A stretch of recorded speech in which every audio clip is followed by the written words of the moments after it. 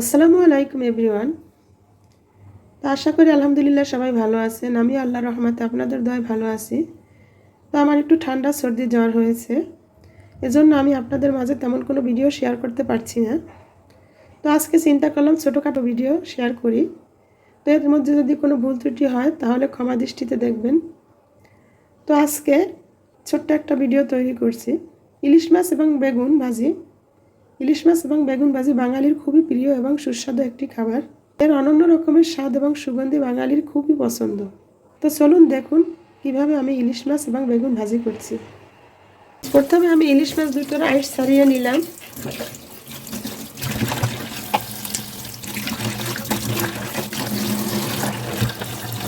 এরপর ইলিশ মাছ দুটোকে আমি ভালো করে পিস পিস করে কেটে নিলাম।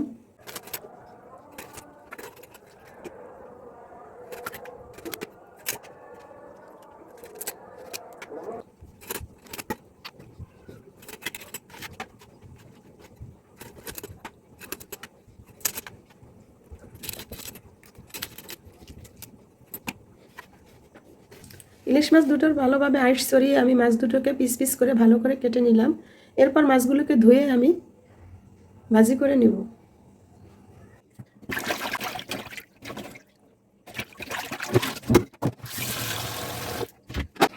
পানি ঝরানোর জন্য মাছটাকে এভাবে কিছুক্ষণ আমি রেখে দেব।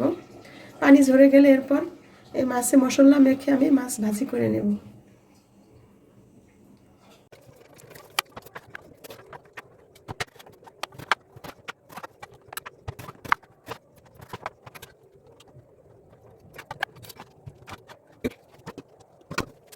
আমি এখন বেগুন ভাজি করার জন্য 2 চামচ বেসন নিলাম। বেসনের মধ্যে একটু মরিচের গুঁড়ি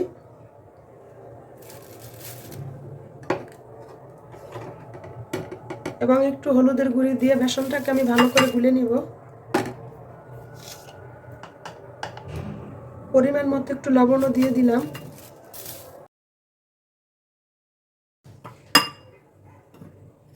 হলুদের গুঁড়া, মরিচের গুঁড়া এবং লবণ ভালো করে বেসনের সাথে মিক্সড করে নিলাম। এরপর আমি এর মধ্যে একটু পানি দিয়ে দিলাম। বেসনটাকে পানি দিয়ে ভালো করে গুলিয়ে নিতে হবে। এভাবে বেসনটাকে গুলিয়ে আমি 5 মিনিট রেখে দেব। এরপর আমি বেগুন ভাজি করব।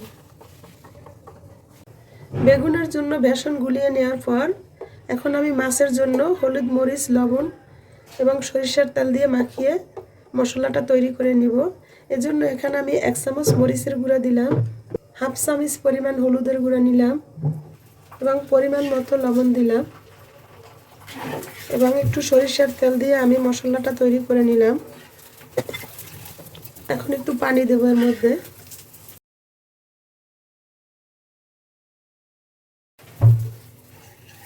তো আমার মশলা তৈরি করা হয়ে গেল। আমি এই মশলাটা ইলিশ মাছ ভাজি করার জন্য তৈরি করেছি। এখানে যে বেসন গুলিয়ে নিয়েছি এটা আমি বেগুন ভাজির জন্য বেসন গুলিয়ে নিলাম। এরপরে আমি বেগুন এবং ইলিশ মাছ ভাজি করব।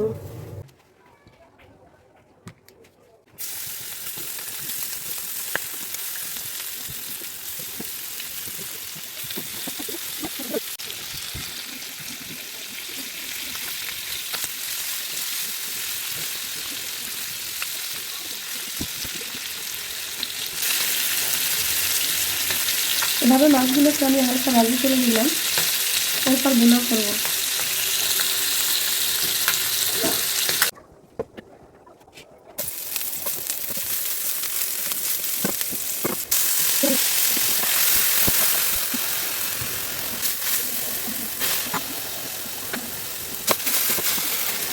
পেঁয়াজ ভাজা এবং মশলার মধ্যে আমি একটু পানি দিয়ে ভালো করে কষিয়ে নেব। এখানে আমি বেশি মশলা অ্যাড করব না, কারণ মাছ ভাজির মধ্যে আমার সমস্ত মশলা দেওয়া আছে। তাই আমি শুধু এখানে পেঁয়াজটা কষিয়ে ভালো করে ভেজে নিয়ে এর মধ্যে আমি মাছগুলো দিয়ে দিব। মশলা কষানো হয়ে গেছে, এখন আমি এর মধ্যে পানি দিয়ে দিলাম।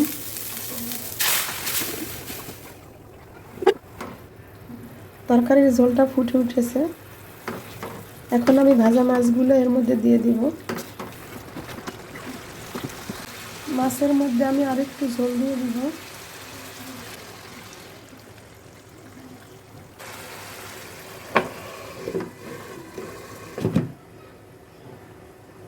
ইলিশ মাছ ভাজি করা হয়ে গেছে। এখন আমি ইলিশ মাছগুলো উঠিয়ে ফেলব।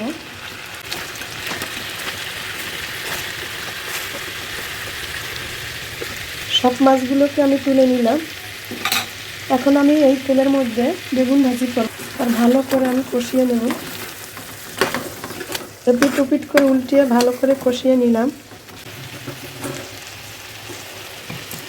এর মধ্যে আমি অল্প পরিমাণে একটু পানি দিয়ে শুধু ভাপে সিদ্ধ হওয়ার জন্য পানিটা দিয়ে দিলাম। বেগুনটা সিদ্ধ হওয়ার জন্য ঢাকনা দিয়ে দিলাম।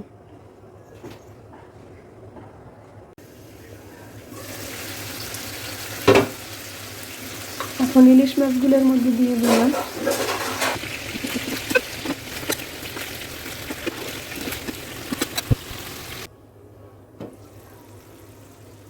তো এবার হয়ে গেল আমার ইলিশ মাছ দিয়ে বেগুন ভাজি। ভিডিওটি ভালো লাগলে লাইক কমেন্টস করবেন এবং এরকম আরও নতুন নতুন ভিডিও পেতে আমার চ্যানেলটি সাবস্ক্রাইব করে পাশে থাকা বেল আইকনটি ক্লিক করুন। বেগুনগুলো আমি বেসন দিয়ে ভাজি করব, এজন্য এখানে একটু পেঁয়াজ বাটা দিলাম, একটু হলুদের গুঁড়ো এবং একটু মরিচের গুঁড়ো দিয়ে দিলাম, পরিমাণ মতো লবণ দিয়ে দিলাম। এখন ভালো করে বেগুনটাকে মাখিয়ে নিতে হবে। এরপর আমি ভাজি করব।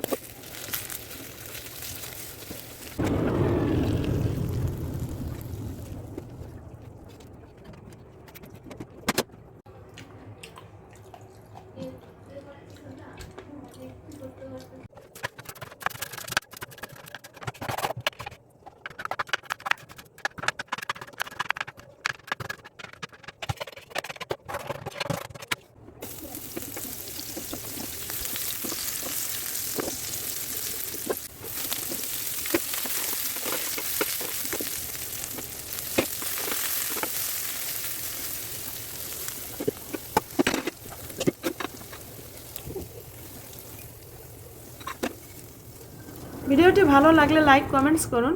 এরকম আরও নতুন নতুন ভিডিও পেতে আমার চ্যানেলটি সাবস্ক্রাইব করে পাশে থাকা বেল আইকনটি ক্লিক করুন। আল্লাহ হাফেজ।